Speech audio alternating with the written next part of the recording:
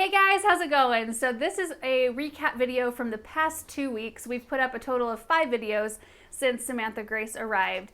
And so we just thought we would gather up some questions from those videos. Benjamin's out here with us, and so is Samantha Grace right now.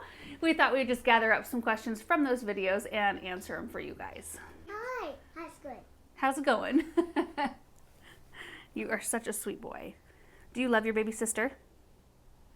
She's sleeping right now. Okay. We lucked out. We lucked out, huh? Well, I can see the words. You can say the words? Okay, go ahead. I can't. You can't? That's okay. Do Mama and with me? Do Mama and with you? Mm-hmm. I don't know what you mean, sweetie. Okay, how's it going like that? Oh, like, hey guys, how's it going? Can you say that?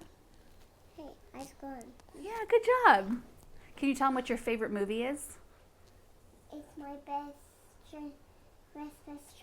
Express Train, The Polar Express.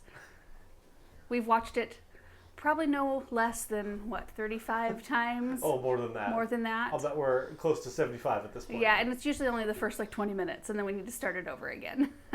Okay, so Benjamin has gone in to possibly watch Express Train right now. Okay, so the first video from this past 2 weeks was new annuals for 2021, which we just shared some of the new ones that are coming out in the Proven Winners line for this next year. It's the ones I'm most excited about. I didn't even share all of them. That one we filmed a couple of days before Samantha Grace actually arrived. So in that video, like, I watch it back, I'm like, oh man, I remember how miserable I was. Like, I'm trying to hold on to that feeling so that I can always be thankful for how much better I feel now that she's here. Anyway, I think we shared 14 or so. I can't remember. Do you remember how many plants I talked about? I don't. It was several. So Garden Dreamer said, welcome to the world, Samantha Grace. She's so sweet. How's Benjamin liking his new little sister? He's transitioned better than we could have ever imagined him transitioning. Like, he just owned it. Like, from the second she was here, he was like, I love her. She's my best friend.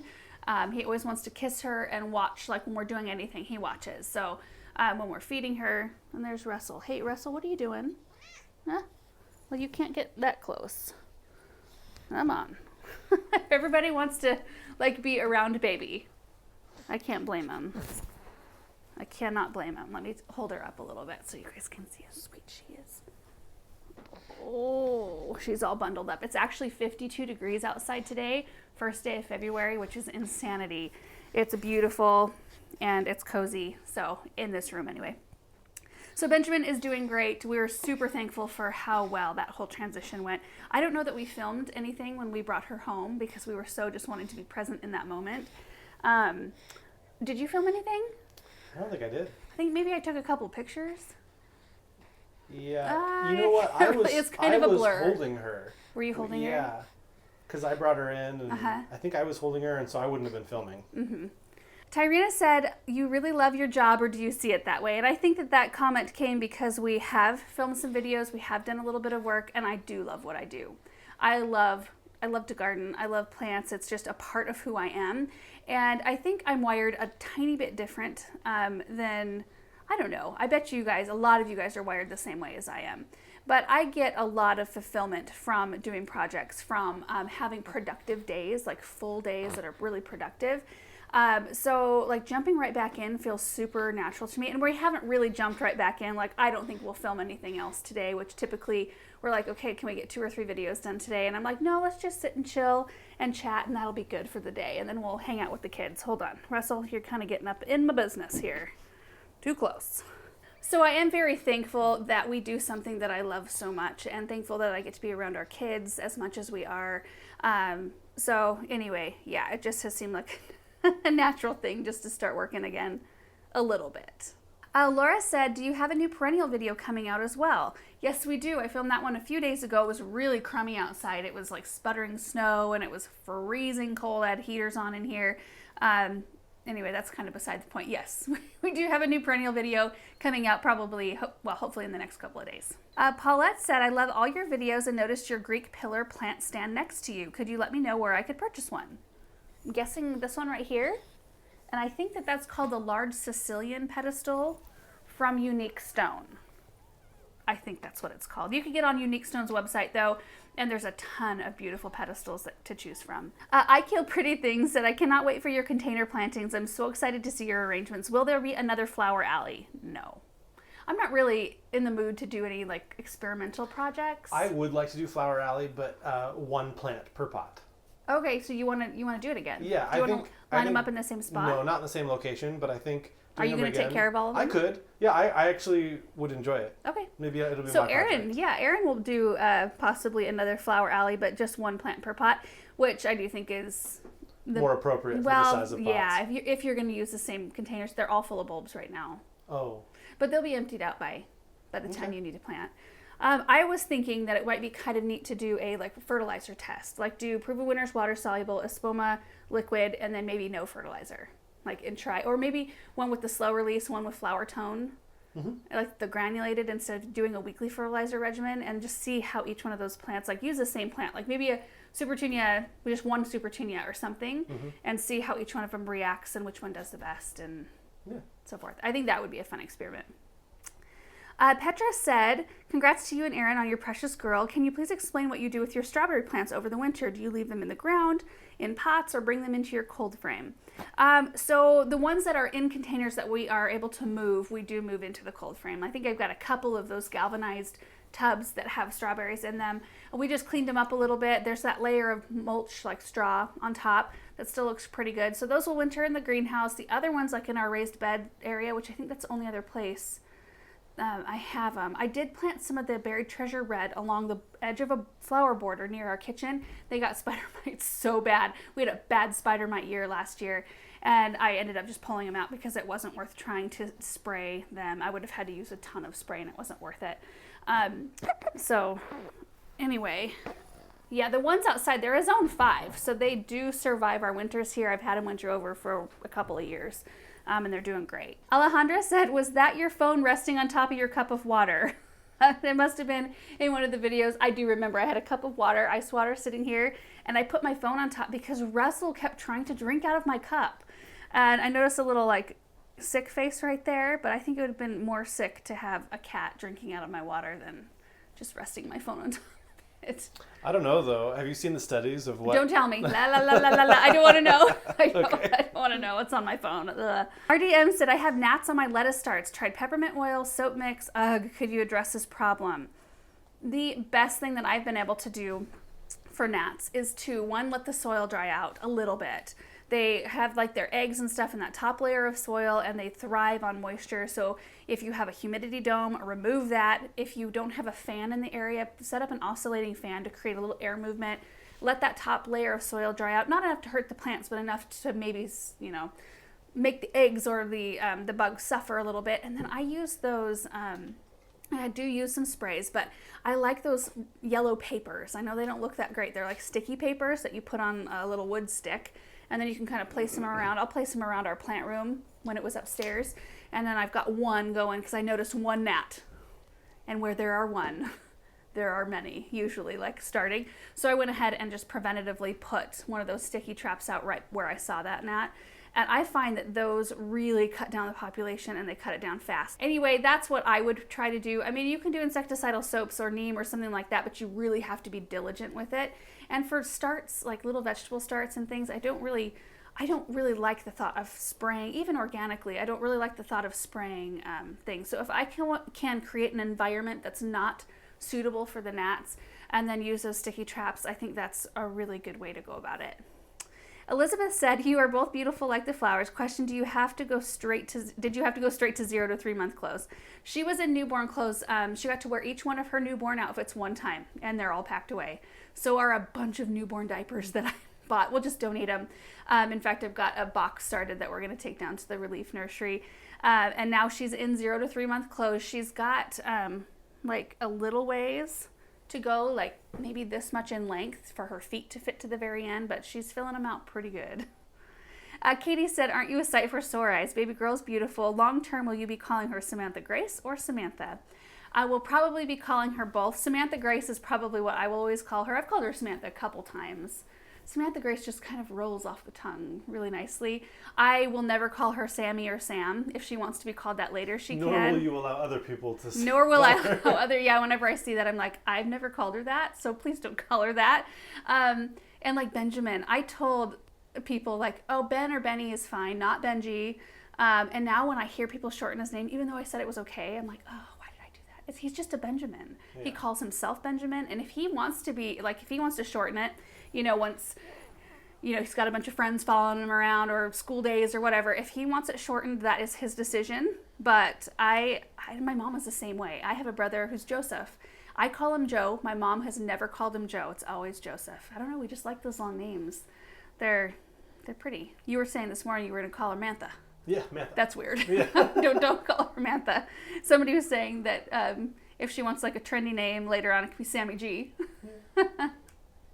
Anyway, Anna said, I can see Erin a lot in her little face. Yes. Is that little sheet blanket that someone made you? Yes, I opened that blanket in a mail time. I will try to find that little clip. But I love that blanket. It's so sweet. The sweetest thing. And last night she had a little bit of a fussy time, which she doesn't normally, and so we're like, what do we do? She's usually just sleeping or eating. I wasn't like that. Erin's super chill. I'm not. Like, I want to fix the problem. If she's crying, I'm like, what do I need to do to fix it? And so we put her in her stroller and just rolled her around inside the house, and she loves that movement. And I could see when I was looking down at her face, and like we'd passed you, he was working at his computer, I could see Erin's face and her face, and I just like, that's Erin. That's a mini Erin. Like her hair and her eyes, like right here. I think she may have my nose. Both kids have kind of more of a button nose, which I had when I was a baby. I don't know if you did. Anyway, I think she's got a lot of Erin in her. Okay, next video is touching base and checking on seedlings, and that was the first video I filmed after Samantha Grace was here. And so I just wanted to give you an update on how things were going for us, kind of our experience at the hospital. I mean, it's just kind of like just an update video. And then we checked on the seedlings that I had planted prior. They were in the plant room, and many of them had come up, and I needed to do a little bit of moving of seedlings to fill in empty cells and things like that. So Eve said, does your seedling soil get fungus? If so, how do you handle? Oh, I do the same thing like for fungus gnats as I would do for like anything that's starting to form on the surface of the soil. So as soon as my entire tray of seedlings has germinated, the humidity dome comes off. If I'm using a seedling heat mat, I turn that off so that they're not trapping in unnecessary moisture or unnecessary heat. And that's the point where I start my oscillating fan. So I have that going, and it just hits them like a little bit, kind of offhandedly. And usually once they get a little bit bigger, I'll move the fan a little closer to create a little bit more wind around them, because it creates, one, it helps take care of any fungal problem because they're not staying wet enough, and two, it creates a really strong seedling because they're having to hold up to that air movement. So that's the thing. You just want to create an environment that doesn't harbor extra moisture or heat. So let them dry out a tiny bit. I think people usually lose seedlings from over-loving them, over-watering them, as opposed to keeping things a little bit more on the dry side. So just something to think about. Carrie Ann said, what, no snow? Where are you at again? We are getting more snow here in upstate New York. Our winters have been very sporadic and warm and like zone 8. Yeah, So mild ever weird. since our really bad winter. Yeah, it's like Mother Nature is like, here you go, I'm throwing you a bone. Yeah. After that really hard 52-inch of snow winter where we had negative degree temperatures, and ever since then we've had really mild winters. So this was the third one in a row. How cold has it gotten here? Do you know, in the teens, maybe 17 maybe, or 16, 17 has been the coldest night this winter so far, which is crazy. Like, I'll take it. It's like zone 7. Yeah, so our 10-day forecast, like today is 52, tomorrow's 52, I think. And then it's like 48, 49, 50, 48, 48. There's a few freezing temperatures in there, but most of them are above freezing, which we went on a walk yesterday, and there were already big swarms of gnats, which, I mean, you get some good from having a mild winter, and then there's always a little bit of like, okay, so if we have a mild winter, are we going to have a horrible mosquito year? Are the spider mites going to be extra bad? And so it's those things that you have to think about. There's always good and bad to every single situation, but oh my, it's been a gift to have a winter like we have had. Now, we have had snow on and off. We'll get 3 inches, 2 inches here, 3 inches there, and then it's gone either by that afternoon or the next day it melts off. We're getting plenty of rain, so we've got a lot of moisture this year. I'm not like super worried about moisture levels. Are you? I feel like it's been wetter than normal. It has been wetter. Yeah. And we are in Eastern Oregon. I guess I should have said that at the very beginning. We are right along the border of Oregon and Idaho, high desert. Yeah, very different from the western side of the state. When I say that we're from Oregon, a lot of times people think that we're from like the heavily wooded part. Nope. Like mild temperatures. Nope. Like we usually get really hot in the summer and such, and usually really cold in the winter. But anyway. In fact, I actually just posted a picture of the greens I planted in that raised bed. Do you remember that 3x6? It was November the 5th. I buried a soil heat cable and then seeded it really heavily with spinach and lettuce seed, and then put some super hoops I was trying out from Gardener's Supply with a garden quilt over the top, and weighed that down with a bunch of bricks. And then we've just been watering it. It's probably been watered like, I don't know, 5, 6, 7 times this whole entire winter. And I just opened it up yesterday, first time since I have been home with Samantha Grace, which is 2 weeks today, and it's beautiful in there. I mean, just thick with greens, and they're perfect. So that was a successful experiment, and I really have to kind of give kudos to the weather to the weather for that. Susan said, beautiful time for you all. Off topic, but what will you do with your new water feature? Will you relocate it? So I did talk about that one a little bit in the pine removal video. It wasn't harmed at all when all the trees were removed from that area. It's still completely intact. I think we will relocate it though, because it's not going to fit the aesthetic for that area. We're going to be going for a more formal feel there. And as you know, it's a lot more of a wooded, kind of more natural feel, which I think will fit in beautifully over on our new property. We have 2 corners that are destined to be just filled up with whatever we like. There's going to be really no design to it. I mean, I'll try to space trees out appropriately so that in the end, at maturity, everything fits in nicely. But I want there to be an ease about that area. I don't want boxwood hedging or too much statuary or anything like that. I want it to feel very natural. And so I think that water feature will be great over there. And I think it'll be a fun project because I was able to be there. Now, Greg brought Brian, who's his head designer, and they put it together. I got to be kind of a part of it, but I was a little bit more of a, bystander? What's the word? I wasn't really actively... Spectator, yes. I was more of a spectator, but I don't know. I think that since we have the video, I'll be able to watch it back and maybe try my hand at putting it together myself, which that's the whole point. It's a kit for people to put together at their own home, so it should be fairly easy to do. Christy said, do you ever put fertilized water in the tray reservoirs? So that's in the self-watering reservoirs for the seedlings. I do not. I only ever put clean water in there, and then I do my fertilizer over the top. So I just water them in from over top like normal, and I feel like I get more control that way, and I know exactly how much fertilizer those seedling roots have had. Kay said, so adorable. Was it mentioned where the seedling grow kit was from? Those are from Gardener's Supply, and a game changer if you're starting seeds. Trust me. They are an absolute game changer and worth it. I think they're maybe back ordered right now, but I would get on their list.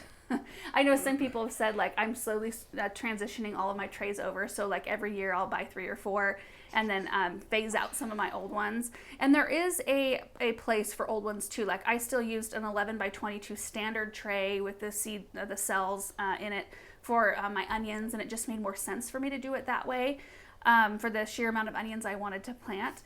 But for the most part, I can fit everything in those seedling kits, and they're really awesome. Tatiana said, what type of heater do you have on your sun porch? So the brand of it is Redstone. I think we got it at Tractor Supply. It's little. It's like maybe 8-9 inches tall, 7 inches wide or so.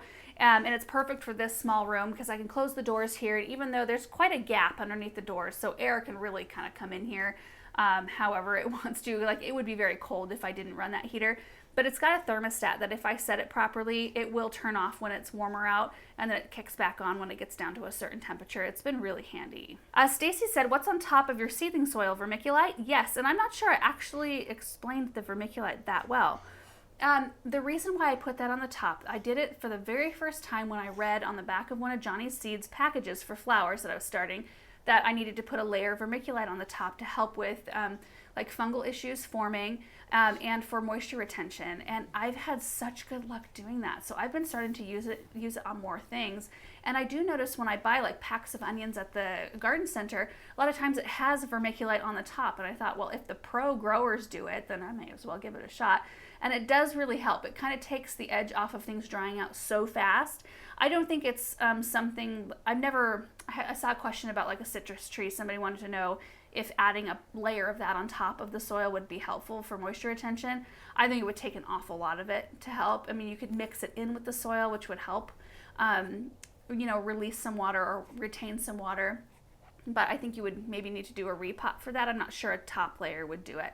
But for seedlings, it sure does help. Fallon said she's precious and looks just like Benjamin. You know what? Their ultrasound pictures looked identical to me. Now that I see them side by side, I'm like, I can see some similarities, but I see so much of Erin in her now. I don't know. It's like different every day. About the domes, how do you know when to take them off your seedlings? Is it plant specific, when true leaves show, or once they've germinated? I do it once the entire tray has germinated, which means that some of the seedlings may have a little bit more size than others, but I just want to make sure all of them are up and I'm seeing green in every cell before I take that dome off. Victoria said, do you have to thin flower seedlings? This is my first year planting garden flower seeds, not vegetables. I'm wondering if I have to thin them even though I planted in 4-inch pots. I do. I thin them out. The only ones I haven't thinned were the cabbage, the ornamental cabbage, because typically when I get those down at the garden center, they let them grow in a bouquet of 3. For most other flowers that I've started, I have thinned them out to 1 per pot. Now, I mean, if you have a 4-inch pot, it's possible if you spread your seeds out far enough in that pot that you could leave 2 or 3 growing, and then you could separate them out later once you're ready to plant them, because that is quite a large growing reservoir. But like in my case, I'm growing them all in those seed starter kit trays. So the cells are only this big, and I just want one per tray, or 1 per cell rather, 1 plant per cell by the end, and that way they have plenty of room to grow. They're not choking each other out. I think it's better for the overall health of the plant. All right, so the next video is how to start onion seeds indoors, and I was just getting ready to do that because you need to do it 8 to 10 weeks roughly before your average last frost date, and onions can take a little cold too. Like I'll put them out even before, even if I know we're gonna have a light frost, because they can handle it. Typically it's an April crop for me to plant out in the garden, so it was time to do it. I don't think I'd ever shown it in a video, so we just went with it. Cameron said, do you start your spinach seeds indoors? If so, what size tray or cells do you use? I do not start spinach inside. There's a lot of things I don't start inside. A lot of things just do fine, and maybe even better when they're direct sown straight in the soil outside once it's an appropriate time to do so. Which with spinach seeds in particular, they are a cold crop, so you can start them out quite a bit sooner than you can start your other warm season loving crops, like your vine crops, pumpkins and melons and things like that, which I also don't start from seed inside. I direct sow those. Maybe one of these days we should come out with a video and just like list everything. I remember being frustrated when I was really trying to sort out all the information and trying to figure out like what would benefit, would it benefit me to start these seeds inside early, or should I just leave them and start them outside later? What's better for the plant? Because oftentimes, like with the vine crops, pumpkins, say, if you start them inside and then pop them outside in the soil and then plant seeds for that exact same pumpkin variety right next to it, oftentimes the seeds right next to it will germinate and come up and start growing and maybe even outgrow the one that you've started inside, because when you plant your plant outside, it sits there kind of almost in a state of shock a little bit, trying to adjust to its new home. So while that one's adjusting, the seeds are up and growing and usually a stronger plant for it. So there's a lot of things that, like spinach, that I find just better to direct sow. I am really good at making very short answers, or something that can be answered very short and very long, like like this. Yeah. Yeah. I'm having some issues today. Ooh, boy. Nina said, unrelated, could you talk about your C-section recovery? I myself recovered quickly after an emergency C-section and was walking around within 6 hours after surgery. Yet everything I read online is the horrors or extended recovery time, which is so unfortunate, because my recovery has been really great both times. In fact, I was excited when I knew that Benjamin was transverse breech and we were able to medically have a reason to schedule a C-section, because I have some serious fears over like natural birth and that sort of thing. Like it was plaguing me through that first pregnancy, and so I was so thrilled that I got to have a C-section, and it was an amazing experience. My recovery was super short. I mean, I was home within 2 days lifting things I shouldn't have been lifting, but I felt so good. And this time definitely was harder. I've either blocked some of the pain from the first time, or this time just was more painful. Like the third day when I came home, it was pretty rough that day. And then the day after. So I'd say like it was only 4 days of really being down, and then I was fine. I still have like 4 weeks of recovery. Like I can't lift anything really heavy, and I won't push it because I don't want to set myself back. But yeah, I feel like it was a really good experience again, and I'm thankful that we were able to do it that way. And she's perfect, and she's healthy, and that's really what makes the difference, you know. Everything's good. Jeanette said, can you use vermiculite to store flower bulbs? I am. I'm using it in all my dahlias and my gladiolus and my elephant ears. And what else do I have out there? Caladiums. I have those all in the root cellar, and they're all surrounded by vermiculite, which I lightly moistened because we're such a dry climate. Everything's looking good so far. Sweet baby girl. Gina said, not sure if you've said, but what temperature do you keep the studio at? Right now, I think it's set to 63 in there. It's insulated so well that if we keep it like in a house temperature, which we keep our house like 69, 70, if we kept it that warm in there, we would die. It'd be hot. It would be like sweat kind of situation. It is very tight in there, like, so we don't have to keep it very warm. And even 63, I'm like, oh, maybe we should drop it to 60 because I don't want these plants to be in, like all the plants I'm starting in there, to be in too favorable of temperatures. Oh, right. I kind of want them to be grown on a little bit cooler. And once you start moving around in there, you get warm pretty quick. So I'm excited to see what happens though for the air conditioning, because that bodes well. If it's that tight, like I don't think we'll have that hard of a time keeping it cool when it's hot outside. It's just amazing to me that in this 100-plus-year-old barn, we have a bay that looks like it does, that's as tight as it is, and that's as functional a space. It'll even be more so once we have a chance to tackle painting and kind of setting it up more as to make it look like we want it to look, because right now it's pretty harsh. I mean, it's really bright white in there, and there's lots of grow lights, which, you know, we need to do some reorganizing, but anyway. The HVAC guy said that he thinks it will be more efficient to cool than to heat. Really? So if we're having a good experience with heating, we'll probably have a better experience with cooling. Oh, that's such good news. I also feel like I need to apologize for the lighting in this video. The sun keeps coming out and going behind a cloud, and coming out and going behind a cloud. It's glorious. And I can't keep up. I make no apologies. Well, it's so nice. But like right now, it's starting to go behind a cloud. It's getting dark. Yeah. So I keep trying to brighten it and darken it so it doesn't get too bright or too dark. So anyway. It'll look great. Sandra said, since you used a non-self watering system, how would you water your onions? So I'm just watering them with a spray bottle from overhead for right now, just to keep them moist. And then once they're up and they've got some size and I'm not worried about dislodging seeds, I'll just use a small watering can to water it. No biggie. Miriam said, could onions be started with the winter sowing method? Absolutely. Perfect thing to start in a water jug or a milk jug or whatever outside, and just let them come up naturally. Jackie said, is your greenhouse heated? So our greenhouse that we currently have is not really a greenhouse. It's a cold frame, but I think we are going to look into heating it for this next winter. Aaron's really interested in maybe doing a double layer of plastic, and then you can blow air through it to kind of create a bubble, and then you run a small heater in there, and that way it traps in some heat. I would really love that, because I would actually like to move all of our seed starting to a greenhouse that's got some heat and not have it in the studio, because it does take up a lot of space. It is still really dirty. And I want to set up our studio more as like a living looking space, if that makes sense.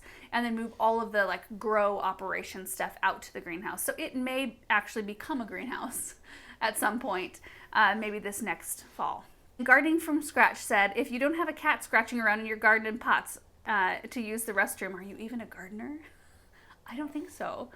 In that video, Cheddar was in the background scratching around in one of my blueberry pots, and I don't think he actually did the deed, did he? He did. Oh, he did. Gross. Yeah, he did. You could see he like shook his butt. Oh, that's gross. It is gross. Cheddar. Dang it. Anyway, gotta love it. Russell right now, in fact, let me just take a little video of what he's doing. He's currently the top dress on my lime tree. Lime tree, Russell. It's a good spot. Yeah.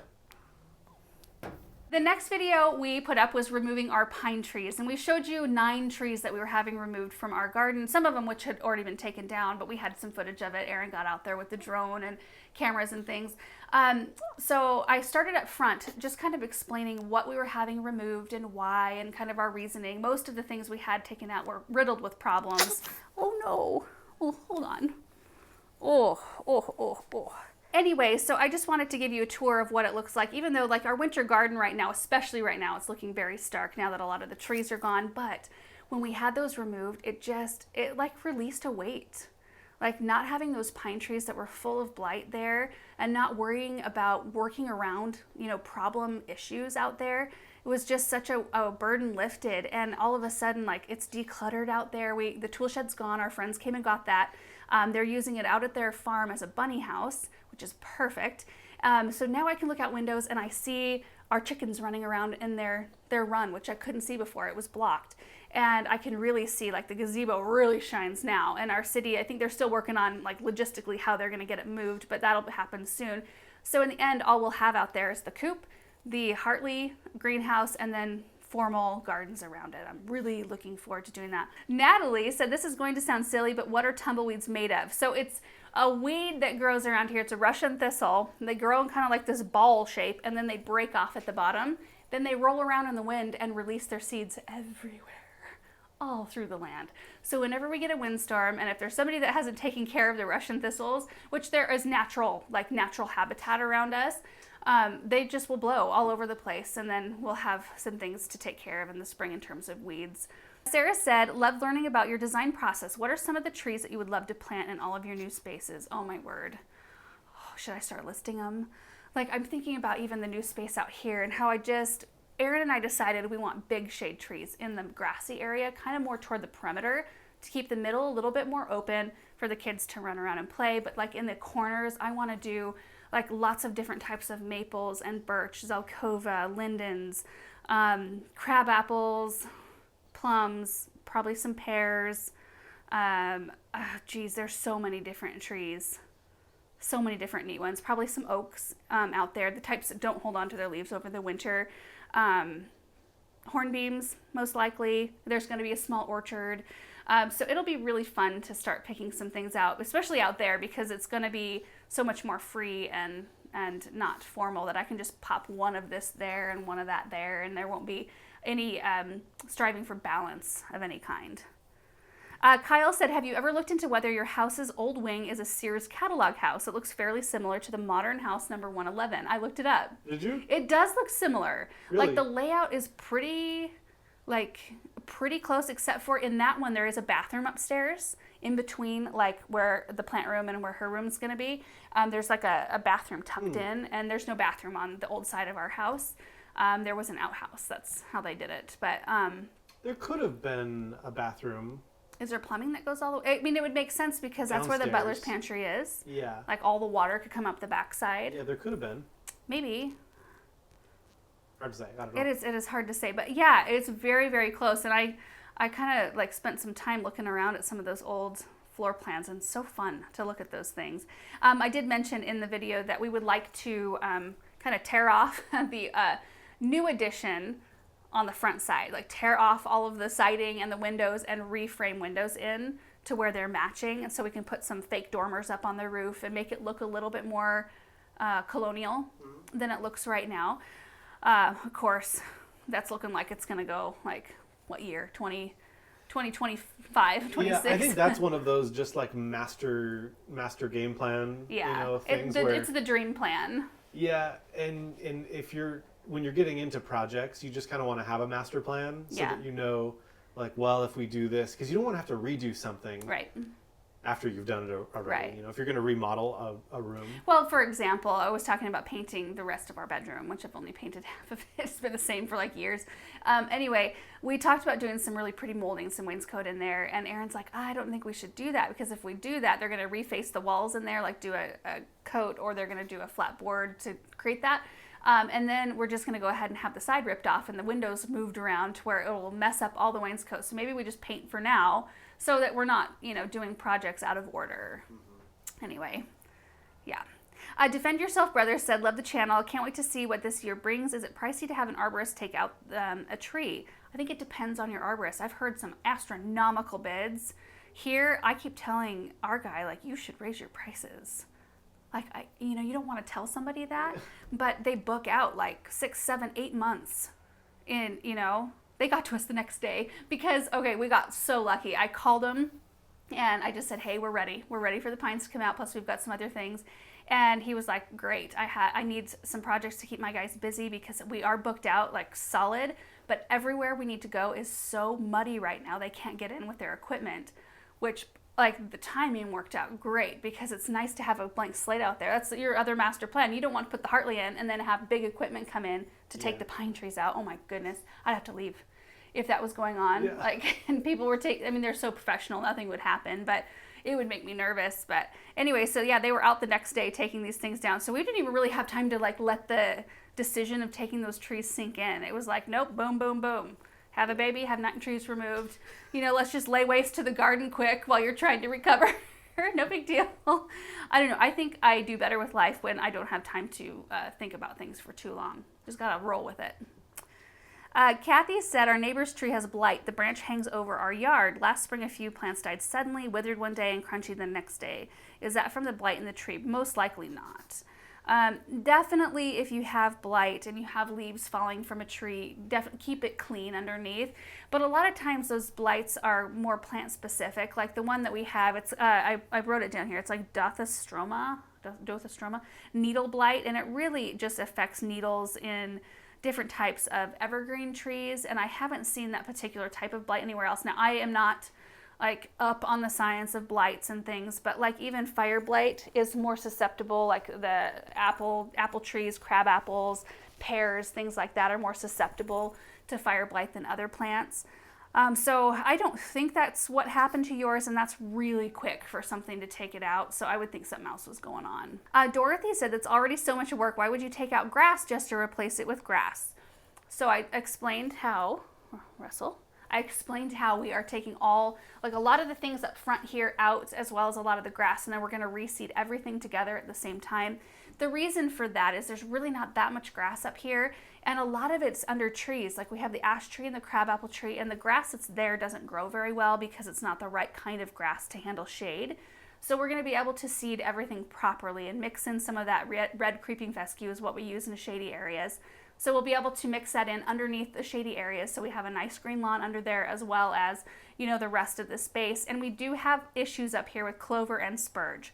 So I thought, oh, this is my time. I get to rip it all out, and then we get to start fresh with something else. And I also don't want to see any lines. Yeah, that's true. The differentiation between like, well, this was planted later, and levels too. Like we get a decent deal on grass seed as well. Yeah, we do. We do get a decent deal on grass seed. My parents' garden center sells it. So, yeah.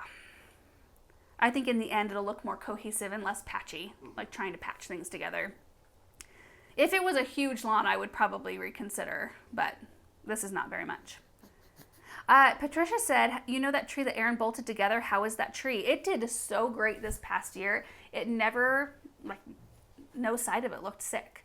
I expected to see at least one half of it start to either drop leaves quicker or yellow or wilt. Nothing ever happened.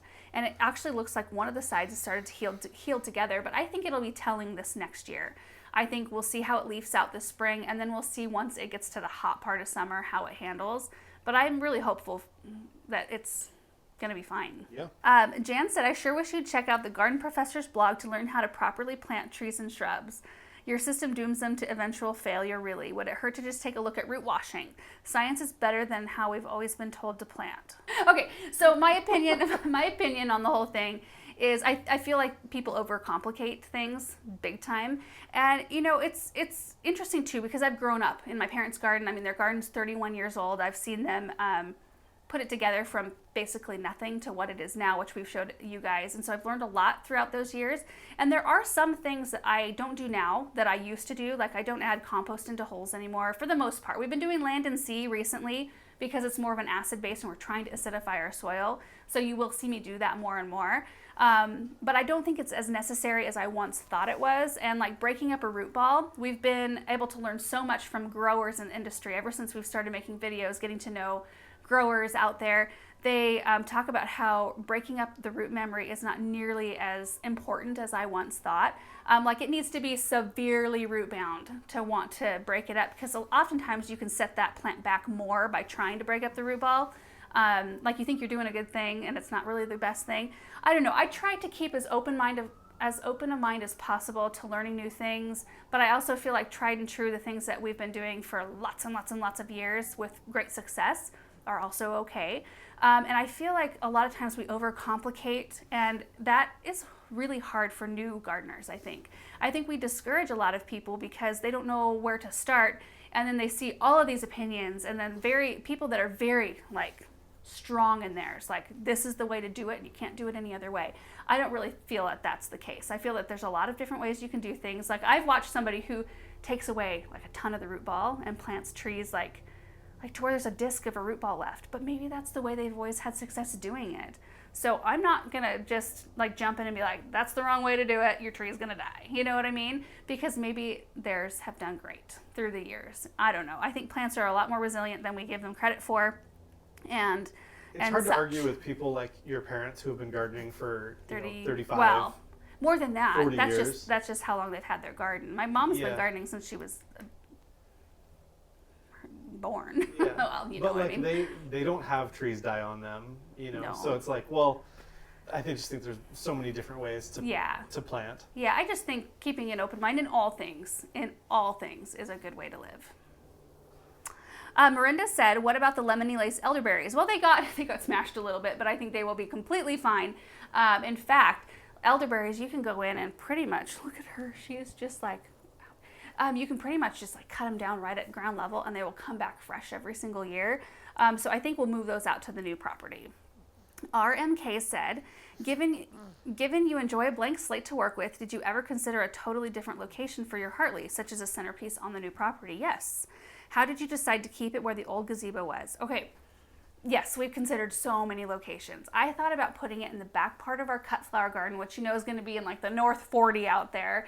We considered putting it right smack in front of our house. We considered waiting, and then if we could get a hold of the piece of land at some point in time in front of Versailles. Has been offered to us.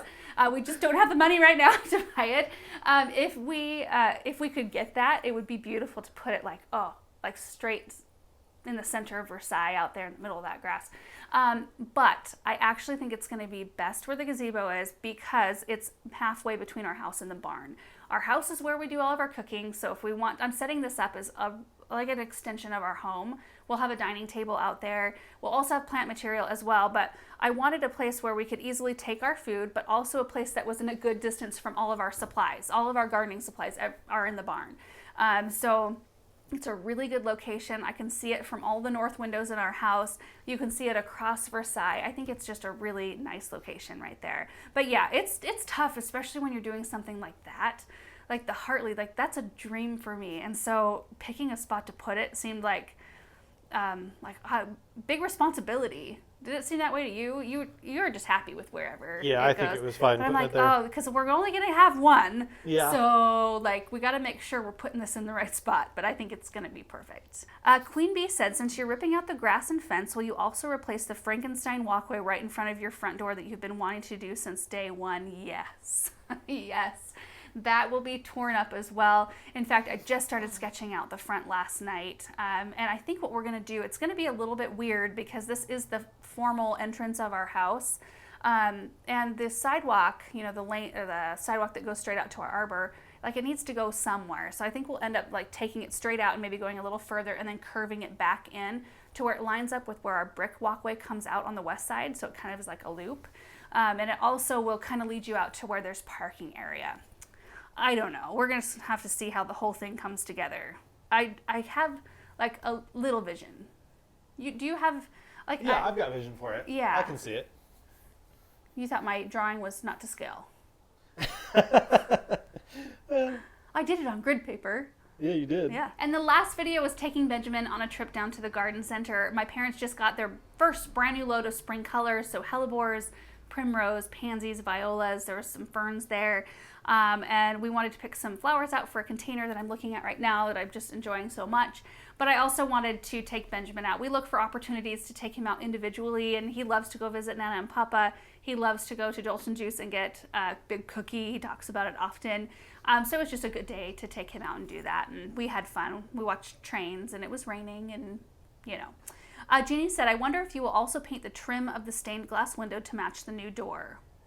I hadn't thought about that, but yes, I actually think we will take that stained glass out. That's not original, and I'm not a huge fan of it. I don't know about you. Are you a fan of that stained glass? No. I never asked you that. You're not. You don't like it? I'm a little bit indifferent, but I'm not. I'm indifferent too. I mean, it's okay, but it's not my first choice probably. So we'll probably look at getting a different type of window there. Our front door is stained kind of like this red wood color, but all the accents on our house are black, so it kind of sticks out a little bit. So we thought about either having the door painted black or getting a new door, because that door doesn't, like, the locks don't line up. It's really hard to lock. We like to use those, what are they called, Aaron? Just a smart lock. They're a smart lock that you can unlock and lock from your phone, and we can't do that with this door because nothing lines up properly. So anyway, we'll see if we get that done soon-ish. Oh, hi, sweet girl. Samantha says, I like your name, Samantha. You guys have such a healthy attitude toward family. I love the intention of spending special time with Benjamin. Can you plant hellebores in the ground this time of year, zone 5B in Colorado Springs? You can, but I would be careful, because if you planted hellebores like I did that have been forced to, they're way ahead of my hellebores out in my garden. So they've been grown a little bit warmer than the ones out here. So you wouldn't want to throw them out if you have potentially really cold weather coming your way, because that can set them way back, because they're just not acclimated to that. So just be careful. There are some growers who grow things cold. In which case, if this grower did, they probably wouldn't be full of blooms right now. But where I planted these, they're actually in full sun right now. The heat captures, it encapsulates up here. So I figured that they would be all right. In fact, this one has been through 2 or 3 nights in lower than freezing temperatures, and they look perfectly perfect right now. But I would just be careful about exposure and not putting them out too early so that you don't accidentally damage some of their new growth. Kathleen said, girl, are you supposed to be driving yet? It's great to see videos. I did see several comments about people surprised that I was driving around. I didn't know that was even a restriction after a C-section. The only thing I was told was I couldn't take baths for 2 weeks, no biggie. And then obviously don't lift anything for 6 weeks, that's too heavy. And that's pretty much it. But no, I was driving 5 days after, or 6 days or something like that. No problems. Cool New Pants said, is that framed black and white photo in your dad's office an ancestor of yours, maybe the founder of the shop? That is Al Andrews, who did found the shop. So my parents are 4th owners. Al was a first owner, and it was started in 1919, so just over 100 years ago. Bria said, why do I get the feeling that she left all those delivery in her office when she left? Yeah, I did. In fact, all the packages that arrive at Andrews usually get brought here every Monday. And so I do have a pile in the studio right now. We may go ahead and film a mail time, just because this time of year... we have one we need to post, too. We do. We have one where I'm still pregnant. We need to post that one. It's ready to go. I watched it, Aaron. Yeah. So I just need to post it. I know. My bad. Yeah. So we may go ahead and do that, just because I said we weren't going to do it. We may not still, but... this time of year, there's just not as much going on, and honestly, finding projects that I can do where I don't have to bend over or lift things, that's kind of rare in gardening. So it might be something that you see here pretty quick. Last was from Sunshine. You should let him have his own pot to take care of it. So Benjamin picked out one of those orange primroses, which are pretty, but didn't go with my color scheme up here. And so when he wasn't looking, when he was distracted, I did put it back on the cart. He didn't notice. I think we're about 1 year away from Benjamin being able to really tend his own things, or have much of an interest. He had an interest for a moment, and he would have forgotten about it by the time we got home. If I let him bring home everything he wanted to put in a cart, both at the garden center or at the grocery store, that would be insane. We'd have so much junk around here. He's a consumer. Yes, he's a heavy consumer. Anyway, I think that's it for today's recap video. I was actually surprised we had 5 videos to even recap in the first place. I didn't really know what to expect out of the first few weeks, and we're just going to still take things just kind of the same and just do projects as they naturally come up. That's kind of how we roll around here. And so if we have crummy days or days where we're just going to, focus on babies, that's just going to be how it is for a little bit. So anyway, thank you guys so much for watching this video. I hope you're all doing really well, and we will see you in the next one. Bye.